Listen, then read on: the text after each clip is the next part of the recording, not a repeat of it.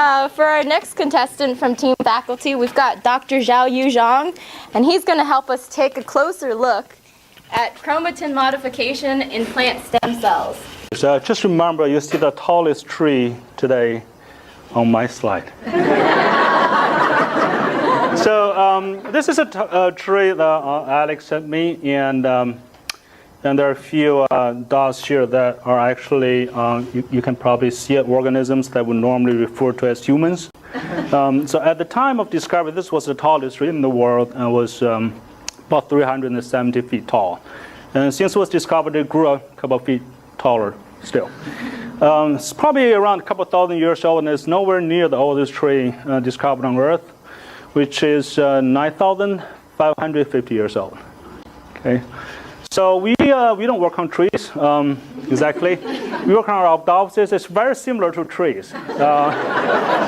The reason I'm telling you this is because really the whole above ground part of these plants are produced by a very small group of cells called the stem cells in the shoot apical meristem, called the in the center of the shoot apical meristem. It's going to do two things. They keep on dividing and keep a small population as stem cells. So this is a maintenance part. And they also supply cells to other zones to differentiate into all the above ground tissues that you see. So based on gene expression differences, you can define a few different zones that are going to do very different things as the plant develops. Okay? So we work on chromatin modification.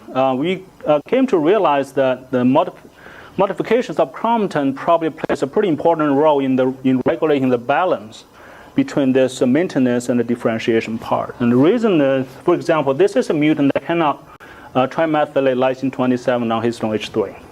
Okay, so what you're seeing here is actually a double mutant plant. Okay? The really good thing about this plant is it's immortal. So basically it lives forever. Okay? The bad thing is it's going to be looking like this forever. So it's a ball of undifferentiated stem cells. So the problem with this mutant is it cannot differentiate. Okay, so this is all stem cells, cannot differentiate. Now this is another mutant that cannot modify another residue on histone H4. The problem with this mutant is, so normally the apical meristem is keep on dividing and providing cells to produce more flowers in this case. But this mutant is going to produce a few flowers and then quit and ends in the terminal flower.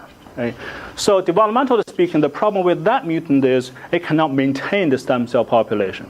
Differentiation, no problem. Maintenance, big problem. Okay? So what we really want to do is to figure out what happens in those tiny little cells. We need a few 100,000 of those. Each plant we can get a few dozen. So we are developing a high throughput tagging mechanism that we can use affinity purification, so bypass all the tedious work.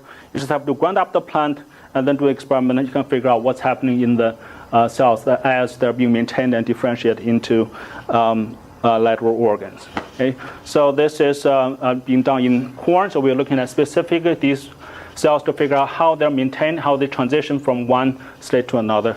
And hopefully in a year or two, when the corns are old enough or big enough, we can do some experiments.